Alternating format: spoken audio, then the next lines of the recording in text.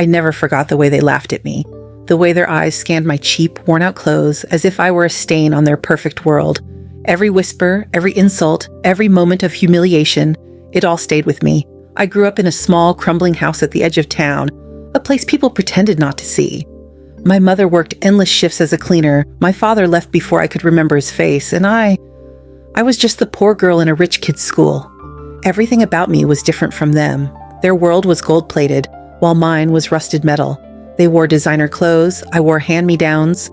They drove luxury cars, I walked for miles. And they never let me forget it. The worst of them was Armand. He was the king of the school, the son of a wealthy businessman, charming, handsome, and absolutely cruel. He made sure I knew my place. "Hey, Aisha," he'd smirk in the hallways. "Did you get your new outfit from the garbage bin?" Laughter would explode around me, sharp and merciless. I learned to keep my head down, to move quickly, to survive. But survival wasn't enough. I wanted revenge. But revenge wasn't something you could take while you were weak. No, revenge required power. So I waited. I endured. I built myself from the ground up, and now, years later, standing in front of the towering glass building that bore my name, I realized my time had finally come, because today Armand and his rich friends weren't laughing anymore. They were standing in my office, begging. Armand's face was pale, his once confident posture now stiff with desperation. He wasn't alone.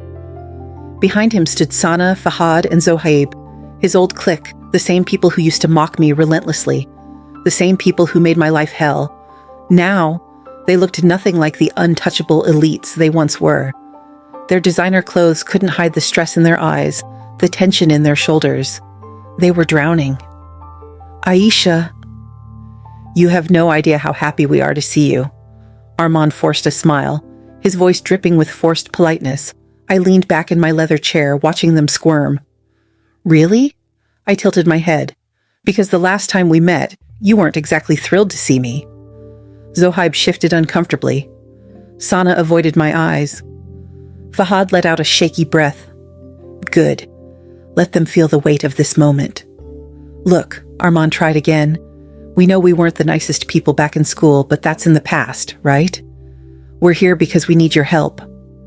I folded my hands together, feigning interest. "Help? From me?" I chuckled, watching them flinch. "Now, that's interesting. What could I possibly offer to people like you?" Sana finally spoke up, her voice thin with anxiety. "Aisha, please, we're in trouble." She glanced at Armand before continuing. "Our families, our businesses, we're losing everything." Ah, so that's what this was about. Once upon a time, their wealth made them invincible. They thought money would never run out. But now, their empire was crumbling, and I had built my own. I stood up, walking around my desk slowly. Their eyes followed me, nervous, uncertain. "So let me get this straight," I said, my voice dripping with amusement. "You spent years treating me like trash, making my life miserable, acting as if I wasn't even worth the air I breathed. And now, you want my help?" The silence in the room was deafening. They had no answer. I let out a small sigh, shaking my head. This was going to be fun. "Well," I smiled coldly, "let's see if I feel generous today." Armand's jaw clenched, his pride warring with his desperation. I could see it in his eyes. He hated that he was standing here, begging me for anything. The once powerful golden boy of our school, the untouchable heir to his father's empire, now at my mercy. I strolled to the floor-to-ceiling window behind my desk, gazing at the city skyline. This city, which once belonged to them, was now mine. "Tell me something, Armand," I said, not turning around. "What exactly do you need my help with? Be specific." Behind me, Zohaib exhaled shakily. "Our companies, they're failing. A lot of our investors pulled out, and there are rumors. People are saying we're going bankrupt." I smirked. "Rumors? Those weren't just rumors. They were facts. And I made sure of it." Years ago, when I first decided I would take back control of my own story, I started planning. I studied. I worked. I learned how the rich played their games. And when the time was right, I started pulling the strings from the shadows, slowly, subtly. I watched as their companies made bad deals. I influenced investors. I let them dig their own graves while I built an empire strong enough to crush them. Bankruptcy is a serious problem, I said, turning to face them. So, what do you expect me to do about it? Sana looked at me with wide, pleading eyes. We need a merger. If you invest in us, it'll stabilize things. A merger? I repeated, laughing under my breath. And why exactly would I merge my successful business with your failing one? Fahad stepped forward. Because we know you're powerful now. You're one of the biggest names in the industry, Aisha. If you back us up, people will trust us again. Ah, so that was it. They didn't want me. They wanted my power. I walked up to Armin, stopping just inches away from him. He was taller than me, but right now he felt small. And if I say no? I asked softly. His throat bobbed as he swallowed. For a second, no one spoke. Then, finally, Armin exhaled and muttered, Then we lose everything. I stared at him, drinking in those words. Everything. Just like they once tried to take everything from me. I let the moment stretch, savoring the taste of my victory. Then I smiled. Well, Armin, that depends. On what? He asked cautiously. I leaned in slightly, lowering my voice. How desperate are you willing to be? A heavy silence filled the room. They knew what I was doing. I was dangling their fate in front of them, just as they once dangled my dignity before an audience of laughing faces. Armin's jaw clenched. What do you mean? I tilted my head, studying him. I mean, if you want my help, you have to prove to me that you deserve it. Tell me, how far are you willing to go? Sana looked uneasy. Zohaib exchanged glances with Fahad. They weren't used to being the ones at a disadvantage. I walked slowly back to my chair and sat down, crossing my legs. You used to love playing games with me, didn't you? My voice was soft, almost nostalgic. Well, now it's my turn. Armin stiffened, but he stayed silent. I tapped my fingers against my desk, pretending to think. I already knew exactly what I wanted from them, but I wanted them to squirm first. All right, I said finally. I'll consider helping you, but first you'll do something for me. Zohaib frowned. What kind of something? I leaned forward, resting my elbows on the desk. It's simple, really. You humiliated me in front of the whole school, didn't you? Their silence was answer enough. I smirked. Then I think it's only fair that you return the favor. Let the world see what it looks like when the mighty beg. Sana gasped softly. You want us to get down on your knees. The words landed like a gunshot. The tension in the room became suffocating. Fahad let out a dry laugh. You can't be serious. I arched a brow. Oh, I'm very serious. You wanted my mercy, didn't you? Well, show me how much you need it. Kneel, beg, apologize for everything you did to me. And maybe, just maybe, I'll consider your request. Armin's hands curled into fists at his sides. His pride was fighting against his desperation. Good, let it burn. I leaned back, smiling. Or, of course, you can walk out that door and lose everything. Sana's breathing was uneven. Fahad's face was twisted with humiliation. Zohaib's fists were shaking, but it was Arman I was watching. Because this was the moment that would break him. And then, after what felt like an eternity, he lowered his eyes, and slowly, painfully, he dropped to his knees. A sharp thrill shot through me as I watched Armin kneel. The boy who once laughed at my struggles, who tossed cruel words at me like they were worth nothing, was now on his knees before me, but I wasn't satisfied yet. I glanced at the others. Well, what are you waiting for? Zohaib's face twisted with resistance, but he knew there was no way out. Slowly, reluctantly, he followed, lowering himself beside Arman, then Sana, then Fahad. 4 people, the same 4 who once humiliated me in front of the entire school cafeteria, now kneeling on the cold marble floor of my office. I leaned back in my chair, savoring the moment. Now, say it. Armin swallowed hard. Say what? I gave him a slow, taunting smile. Say that you were wrong. Say that you treated me like garbage because I was poor, because I didn't wear designer clothes or drive expensive cars. Say that you laughed while I suffered, and say that you regret every second of it. Zohaib looked away, jaw clenched. Sana's eyes were already misting over. Arman exhaled shakily. He didn't want to say it. He wanted to fight back, but he had no power anymore. He shut his eyes for a moment before finally speaking, his voice hoarse with humiliation. We were wrong. I tilted my head. Go on. We treated you horribly, he muttered. We judged you for being poor. We laughed at you, mocked you. We made your life hell. His voice cracked slightly. Good. Let it hurt. And, I prompted, my voice gentle, mocking. His Adam's apple bobbed. And we regret it. The words felt ripped from his throat, but they were exactly what I wanted to hear. I let the silence stretch, pretending to consider. I could see the desperation in their eyes now. Real, raw desperation. All right, I said, finally standing up. I believe you. Sana let out a shaky breath of relief. Zohaib almost collapsed, but I wasn't done. I circled them slowly, my heels clicking against the floor. Now, one last thing. If you want my help, I want you to prove to the world that you're nothing without me. Arman stiffened. What does that mean? I walked over to my desk, picked up my phone, and turned on the camera. It means you're going to say it again. I held the phone up, smirking. And this time, the whole world is going to see it. Their expressions shattered. A thick, suffocating silence filled the room. They never expected this. Sana's lips trembled. Zoya, please, don't do this. I raised an eyebrow, my finger hovering over the record button. Don't do what? Show the world the truth? Arman's hands clenched into fists. You've already made your point. His voice was tight with humiliation. We apologized. We begged. What more do you want? I smiled. Oh, Arman, I thought you'd understand by now. I crouched down to his level, meeting his furious, humiliated gaze. This isn't just about an apology. This is about justice. I straightened up, my tone sharpening. When you humiliated me, I didn't get to ask for mercy. You didn't stop when I begged. You didn't care when I cried. But now, when it's your turn to feel what I felt, I tilted my head. You think I should just forgive and forget? No one spoke. I sighed, pretending to be thoughtful. All right, fine.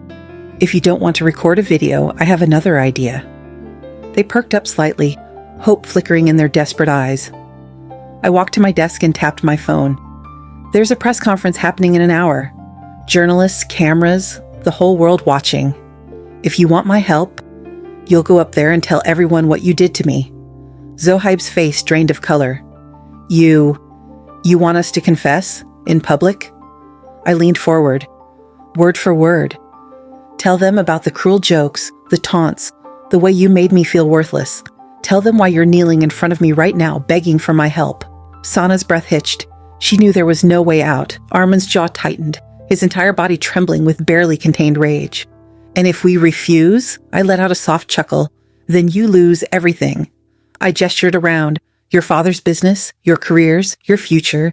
You'll be ruined, just like you once tried to ruin me. Zohaib rubbed his face, his fingers digging into his temples. He looked at Arman. We don't have a choice. Fahad cursed under his breath. Arman exhaled sharply, his eyes dark with hatred. But hatred wouldn't save him now. I leaned against my desk, waiting, enjoying every second. And then, finally, painfully, Arman nodded. Fine. His voice was barely above a whisper. We'll do it. A slow, satisfied smile stretched across my face. Good. Because now the whole world would know. The press conference was set. I sat in the front row, legs crossed, arms relaxed, watching as the same people who once made my life hell stepped onto the stage. The cameras flashed wildly. Journalists were eager to know what was happening. After all, why were the heirs of some of the most powerful business families in the city suddenly calling a press conference? Arman stood at the podium, his face pale under the harsh lights. His confidence, his arrogance was gone. Instead, there was hesitation. Shame. I smirked. Not so fun being the center of attention now, is it? He took a shaky breath, gripping the edges of the podium. We're here today to tell the truth. His voice wavered. The audience leaned in. Zohaib stepped forward, clearing his throat. A few years ago, we bullied someone. Ruthlessly. We humiliated her because she was poor. Murmurs rippled through the crowd. The journalists exchanged glances. Who were they talking about? Sana clutched the microphone, her voice barely holding steady. We made fun of her clothes, her background. We laughed when she struggled, thinking it was entertaining. The words were like a dagger being slowly twisted in their own chests. They hated saying this, hated owning up to their past. Armand exhaled sharply. His knuckles turned white. That person was Zoya Amir. My heart pounded, but I kept my expression calm. A wave of gasps and whispers filled the room. My name carried weight now. I wasn't the nobody they mocked. I was the CEO they desperately needed. Sana swallowed, her eyes flickering toward me. She wanted mercy. I gave her nothing. Zohaib clenched his jaw, continuing, Zoya was smarter than all of us, more hardworking, more determined. But instead of supporting her, we tore her down. Armand's fist tightened. But we were wrong, and now we're the ones begging her for help. A heavy silence followed. The cameras flashed. The journalists scribbled furiously. This was going to be the biggest news of the year. I stood up slowly, stepping forward. The entire room turned toward me. I let the silence stretch before finally speaking, my voice steady, powerful. Forgiveness isn't easy. I looked each of them in the eye, but sometimes the best revenge is letting the world see the truth. And with that, I walked away, because I had already won. The press conference went viral within hours. Every news channel, every social media platform was flooded with clips of Armand, Zohaib, Sana, and Fahad publicly confessing to their cruelty. The world now knew their truth, but that was just the beginning. By the next morning, their lives had already started crumbling. Armand's father disowned him. The family business took a massive hit as investors pulled out, afraid of being associated with his name. Zohaib's engagement was called off. His fiancée's family didn't want their daughter marrying someone with such a disgraceful past. Sana lost all her brand deals. The companies she modeled for didn't want their name tied to a bully. And Fahad? His scholarship, his golden ticket to studying abroad, was revoked. They had everything once. Now, they were drowning in consequences. I should have felt satisfied. I had my revenge, but instead of celebrating, I just felt empty. I stared at my phone, watching the chaos unfold. They were getting exactly what they deserved. But then a message popped up, a number I didn't recognize. Zoya, I know I don't deserve this, but can we talk? Armin. I stared at his name for a long moment. Talk? After everything? I should have ignored him. Blocked him. But instead I replied, Where? A few minutes later my phone buzzed again. The old library. 8 p.m. I took a deep breath, my fingers tightening around the phone. This wasn't over yet. The old library was nearly empty when I arrived. Dim lights cast long shadows across the worn wooden shelves, and the faint smell of old books filled the air. It was the same place where they used to mock me, whisper behind my back, and treat me like I was invisible. And now, Armin was waiting for me here. He sat at a corner table, hunched over, his fingers tapping against an untouched cup of coffee. He looked, different. The arrogance? Gone. The usual smirk? Nowhere to be seen. For the first time, he looked human. I took a seat across from him, crossing my arms. So, you wanted to talk? Start talking. He sighed, rubbing his face. I don't even know where to begin. I raised an eyebrow. Try. I'm sorry. His lips pressed into a thin line. He hesitated, struggled. Then finally he exhaled. I am sorry, Zoya. His voice was raw. For everything. For treating you like you were nothing. For laughing when you were struggling. For being the worst kind of person. I leaned back. And now you feel bad because the world knows who you really are? He shook his head. Number though I feel bad because I finally understand what I did to you. Silence stretched between us. For the first time, he wasn't making excuses. I didn't respond. I didn't know how to. After a moment, he looked away. His hands curled into fists. You want to know the truth? His voice was bitter. Back then, I hated how hardworking you were, how smart, how you never gave up no matter how much we tried to break you. His jaw clenched. I saw you as a threat, And instead of being better, I chose to make you feel small. I stared at him, my heart pounding. I never expected this. Armand met my gaze, his expression filled with regret. I don't expect forgiveness. I don't even deserve it. But I needed you to know I was wrong. For a long moment, I just sat there. Then I picked up my coffee, took a slow sip, and finally spoke. You were? His shoulders slumped. I stood up, grabbing my bag. And now you have to live with that. Without another word, I walked away, and for the first time since this all began, I felt truly free.